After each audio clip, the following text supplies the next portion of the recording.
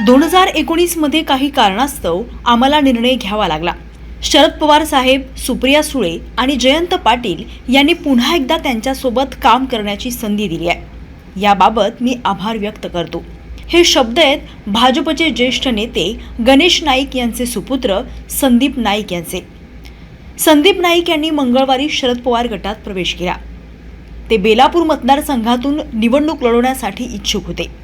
मात्र भाजप नेतृत्वाने मंदा म्हात्रे यांना संधी दिल्याने संदीप नाईक यांनी जयंत पाटील यांच्या उपस्थितीत वाशी येथील निर्धार मेळाव्यात तुतारी हाती घेतली आहे. यावेळी संदीप नाईक यांच्यासोबत बेलापूर विधानसभा क्षेत्रातील 25 माजी नगरसेवक, माजी महापौर, माजी उपमहापौर आणि अनेक पदाधिकाऱ्यांनी शरद पवार गटात प्रवेश केलाय. संदीप नाईक यांनी अनेकांना सोबत नेल्याने बेलापूरमध्ये मंदा म्हात्रे यांच्यासमोर तगडं आव्हान उभं राहण्याची शक्यता आहे. निर्धार मेळाव्यात शरद पवार गटात प्रवेश केल्यानंतर संदीप नाईक यांनी आपल्या भावनांना मोकळी वाट करून दिली आहे. नवी मुंबईच्या हितासाठी आम्हाला निर्णय घ्यावा लागला. काही प्रश्न सत्तेशिवाय मार्गी लागत नाहीत. आम्ही लढलो आणि जिंकून आलो. पण जे यश आमचं नसून, पक्षाचं नसून एकट्या माझं आहे असं सांगितलं गेलं. त्यावेळी कार्यकर्त्यांचा हिरमोड झाला.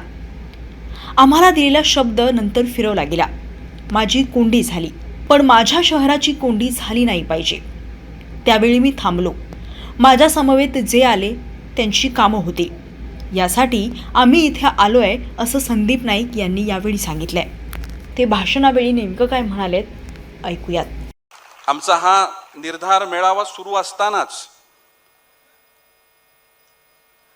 आपल्या सगळ्यांवर विश्वास ठेवून, तुमच्या निर्धारावर विश्वास ठेवून, तत्परतेनं मन मोठं करून आदरणीय शरदचंद्र पवार साहेब,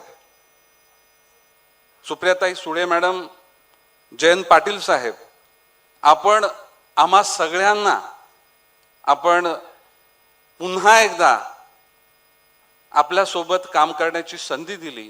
त्याबद्दल आपलं हृदयापासून मी पवार साहेबांच्या राष्ट्रवादीचं मनापासून आभार व्यक्त करतो. आजचा दिवस का आपण बघतोय याबद्दल मी नव्यानं सांगण्याची गरज नाही. आज संपूर्ण वक्ते ज्यांनी आपलं मत व्यक्त केलं त्यांनी त्या गोष्टीचा उहापोह केला. पाटील साहेब, 2019 मध्ये काही परिस्थिती निर्माण झाली आणि काही निर्णय आम्हाला घ्यावा लागला. तो निर्णय आम्ही घेतलेला, तो निर्णय नवी मुंबईच्या विकासाकरता होता. आमच्या नवी मुंबई शहराचं हित साधलं जावं. नवी मुंबई शहराचे दीर्घ प्रलंबित विषय जे सत्तेत असल्याशिवाय त्याचा निर्णय होत नाही आणि हे विषय नवी मुंबईच्या हिताचे आहेत आणि हे मार्गी लागले पाहिजेत. याकरता त्यावेळेस झालेला निर्णय, त्यावेळेस आमच्या नवी मुंबईतल्या सर्व नागरिकांना आम्हाला दिलेला शब्द आणि त्या नंतरच्या कालखंडामध्ये जशा निवडणुका घोषित झाल्या त्यावेळेस शब्द फिरवला गेला. शब्द फिरवला, ठीक आहे, काही अंशी माझी कोंडी झाली, परंतु असो, माझी कोंडी झाली तरी माझ्या शहराची कोंडी झाली नाही पाहिजे, माझ्या कार्यकर्त्यांची कोंडी झाली नाही पाहिजे.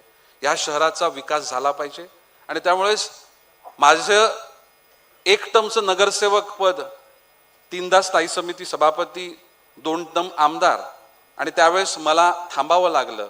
मला असं वाटलं की मी थांबलो, ती हरकत नाही, परंतु त्यातून काहीतरी चांगलं निर्माण होईल. आपल्या शहराच्या हिताचे निर्णय घेतले जातील, आमच्या शहरवासियांच्या हिताची जपणूक केली जाईल, माझ्या समवेत जे सगळे आलेत त्यांना सन्मानित केलं जाईल, त्यांची कामं होतील. अशा प्रकारची परिस्थिती असताना निवडणुकीला आम्ही सामोरं गेलो आणि जी जबाबदारी आमच्याकडे दिलेली ज्या पक्षानं ते आम्ही योग्य पद्धतीनं पार पाडली. दोन्ही मतदारसंघामध्ये यश मिळालं. ज्या दिवशी आम्हाला यश मिळालं त्याच्या दुसऱ्याच दिवशी हे यश कोणाचं नाहीये, हे यश तुमचं तर नक्कीच नाहीये, हे यश पक्षाचं पण नाहीये, हे यश माझं आहे. आणि ज्या कार्यकर्त्यांनी त्यावेळेस कामं केलेली, आमच्या चेहऱ्याकडे बघून कामं केलेली, त्या दिवशी त्यांचा हिरमोड झाला की आपण काय धारणेनं आपण प्रवेश केला, आपण त्याग केला आणि आपण कामं केली, आणि त्याच्यानंतर जर जे सत्य आहे ते कुठेतरी बाजूला ठेवून आम्हाला ज्या पद्धतीनं अपमानित केलं जात आहे, हा अपमान माझ्या सर्व कार्यकर्त्यांनी त्यावेळेस सहन केला. त्यानंतर काय घडलं हे सगळ्यांना आपल्याला माहिती आहे. नंतरच्या कालखंडामध्ये करोनाचा कहर 2019ला संपूर्ण जगानं बघितला, देशानं बघितला, महाराष्ट्रानं बघितलं, आपल्या शहराने देखील बघितला. पाटील साहेब, मी जबाबदारीने आपल्याला सांगतो की इतर पक्षातल्या प्रत्येक घटकानं कामं केली, परंतु प्रामुख्यानं नवी मुंबई शहराचा जर आपण विचार केला तर कोविडच्या कालखंडामध्ये ह्या डायसवर बसलेल्या लोकांनी जे काम केलं ते कर्तव्य म्हणून केलं, आपल्या जीवाची देखील पर्वा नाही केली. याच्यामधले अनेक नगरसेवक, महिला नगरसेविका एकदा नाही दोनदा त्यांना कोविड झालेलं आहे, परंतु जनसेवेचं व्रत कोणी पाठीमागे ठेवलं नाही, ते कामं करत बसले आणि त्यांनी आपल्या कर्तव्याची जी जाण आहे, कर्तव्याची पूर्तता त्या कालखंडात योग्य पद्धतीनं केली. तो कालखंड निघून गेला, पुढचा कालखंड आला ज्याच्या वेळेस नवी मुंबई शहराच्या हिताचा निर्णय, या गोष्टीचा उल्लेख आज केलाच पाहिजे की हा नवी मुंबई महानगरपालिकेची स्थापना होण्यापूर्वी नवी मुंबईमधील जेव्हा गावांच्या पूर्ण 12.5% जमिनीचं वाटप झालं, ग्रामस्थांच्या जमिनी या संपादित केल्या गेल्या, तेव्हा स्वर्गीय दिबा पाटलांनी आपल्या नवी मुंबई शहरातल्या आगरी कोळी बांधवांची बाजू मांडली आणि त्यावेळेस खऱ्या अर्थानं या आगरी कोळी बांधवांना 12.5% देण्याचं धाडस आणि मूळतः हा निर्णय कोणी घेतला असेल तर तो शरदचंद्र पवार साहेबांनी घेतला. नवी मुंबई महानगरपालिकेची स्थापना झाली, हा विषय नवी मुंबईच्या स्थापनेच्या अगोदरचा आहे, परंतु नवी मुंबई महानगरपालिकेच्या स्थापनेनंतर प्रत्येक कालखंडामध्ये जे नवी मुंबई शहराच्या हिताचे निर्णय आहेत किंवा ज्या निर्णयामध्ये जेव्हा अडचण आहे तेव्हा त्या प्रत्येक विषयाकरता पाठबळ देण्याचं काम हे शरदचंद्र पवार साहेबांच्या माध्यमातून सातत्यानं झालं. त्यांनी नेतृत्वाला बळ दिलं. सगळ्यात मोठा प्रश्न म्हणजे नवी मुंबई महानगरपालिका स्थापना झाल्यानंतर या शहराला सर्वात मूलभूत गरज कुठली असेल तर ती पाण्याची गरज होती. पाणी म्हणजे आपण पूर्ण ठाण्यासारखं शहर हे देखील बारवीर डॅमवर डिपेंड आहे. अपर वैतरणा, मिडल वैतरणा या धरणातून मुंबईसारख्या शहरामध्ये पाणी येत असतं, परंतु नवी मुंबई सारख्या शहराला जर पाणी द्यायचं असेल तर कोणताही स्कोप त्या कालखंडामध्ये नव्हता. आज या एका व्यक्तीच्या नावाचा उल्लेख करावाच लागेल. स्वर्गीय RR पाटील साहेब यांच्या माध्यमातून आमच्या नेतृत्वानं पुढाकार घेतला, शरद पवार साहेबांनी त्याला बळ दिलं आणि नवी मुंबई शहराच्या पाण्याची समस्या दूर झाली. अनेक विषय. आज दुसरा एक महत्वाचा विषय, आपण सगळेजण पाम बीच वरून जाताना नवी मुंबई महानगरपालिकेचे हेड ऑफिस आपण बघतो. ती बिल्डिंग बघताना आपल्याला अभिमान वाटत नाही का? वाटतो की नाही आपल्याला? ही हेड ऑफिसची आपली इमारत ही अशा ठिकाणी व्हावी की ज्या ठिकाणी प्रत्येकाला त्या बिल्डिंगमध्ये जाणं सोपं होईल आणि एक आयकॉनिक स्ट्रक्चर तयार व्हावं. त्यावेळेस खूप अडचणी होत्या. सिडकोच्या माध्यमातून टाळाटाळ केला गेला, अडवणूक केली गेली.